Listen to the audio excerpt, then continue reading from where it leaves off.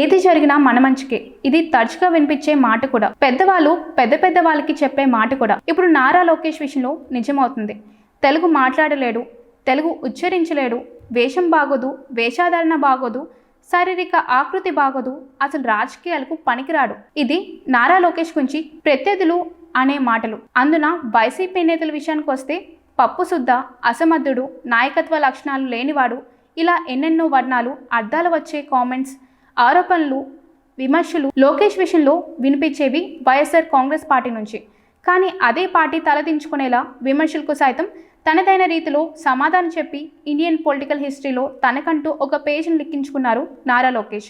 ఒకప్పుడు నారా లోకేష్ బయటకు వస్తే ఏం తప్పు మాట్లాడతాడు అని ఎదురు చూసే ప్రత్యర్థులు ఉండేవారు. ముఖ్యంగా వైసీపీ నాయకులు పనిగట్టుకొని కూర్చునేవారు. కానీ వైఎస్ఆర్ కాంగ్రెస్ పార్టీ నేతల పుణ్యమా అని ఇప్పుడు అనర్గళంగా మాట్లాడుతున్నారు లోకేష్ భవిష్యత్తును తుంచేయాలని భావించారు జగన్మోహన్ రెడ్డి.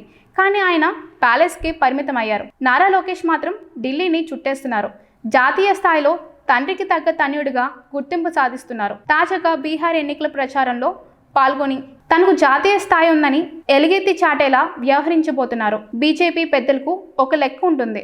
2019 నుంచి 2024 మధ్య అలాగే నడిచింది. వారికి ఏపీ విషయంలో అవసరం లేకపోయినా జగన్మోహన్ రెడ్డి సహకారం పుష్కలంగా అందింది.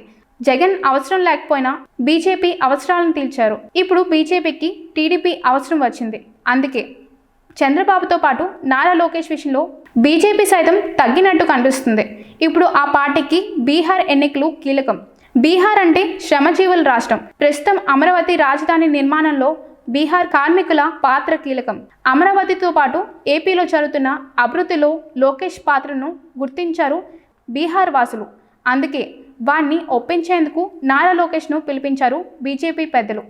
సాధారణంగా భాషలతో సంబంధం ఉండేవారు సినీ నటులు. బీహార్ అనేసరికి తెలుగు నటులు అల్లు అర్జున్, జూనియర్ ఎన్టీఆర్ వంటి హీరోలు అక్కడ సుపరిచితం. కానీ నారా లోకేష్ అనే వ్యక్తి చంద్రబాబు కుమారుడిగానే వారు చూస్తారు. కానీ ఏపీలో జరుగుతున్న అభివృద్ధికి ప్రేక్షకుల్లాగా బీహార్ వలస జీవులు ఉన్నారు. వారికి ఇక్కడ సినిమా యాక్టర్స్ సుపరిచితం కాదు.